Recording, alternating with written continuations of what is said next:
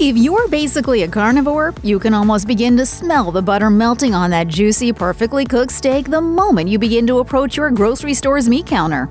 But not everything on display deserves to make its way to your dinner plate. Since fresh meat is expensive, making the wrong choice can be a huge waste of money. In fact, choosing the right cut at the grocery store can sometimes be the most difficult part about cooking meat.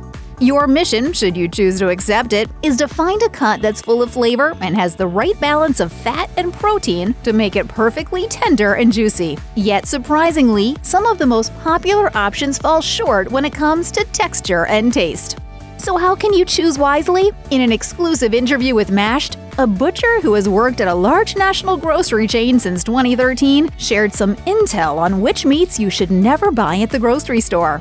It turns out that some of the priciest and prettiest meats aren't actually grill-worthy.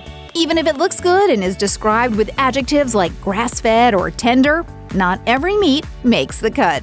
I call this turf and turf. It's a 16-ounce T-bone and a 24-ounce porterhouse. Meat that comes ready to fling on a grill appeals not only to our appetites, but also to our busy schedules.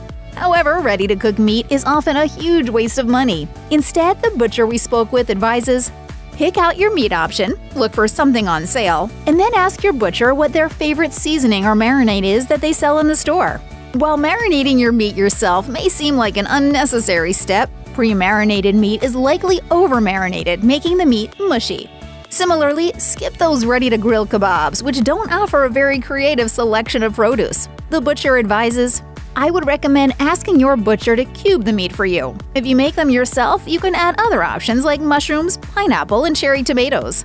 Not only does this allow you to customize your kebabs with fruit and veggies you actually enjoy, it saves you from the 60% markup on those kebab kits.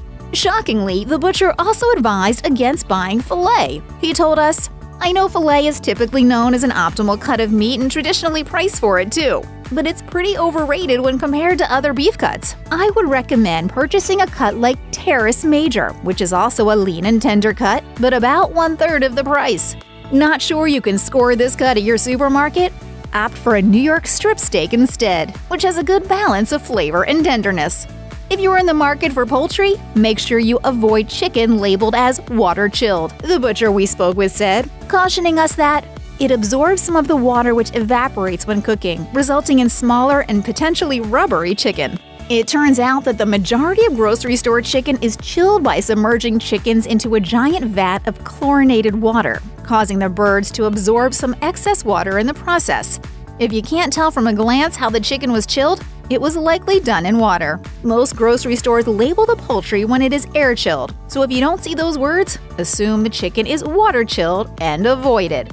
And it's not just the taste of the chicken itself that's impacted by water chilling. Speaking to Bloomberg, Chef Doug Saltis of RPM Steak in Chicago said, while preparing the bird, if you do choose to brine the bird, air-chilled will allow you to absorb great flavors and aromatics, whereas water-chilled has already absorbed chlorine.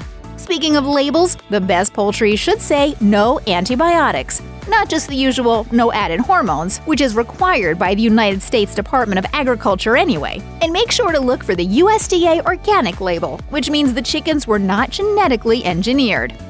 Check out one of our newest videos right here! Plus, even more MASH videos about your favorite stuff are coming soon. Subscribe to our YouTube channel and hit the bell so you don't miss a single one.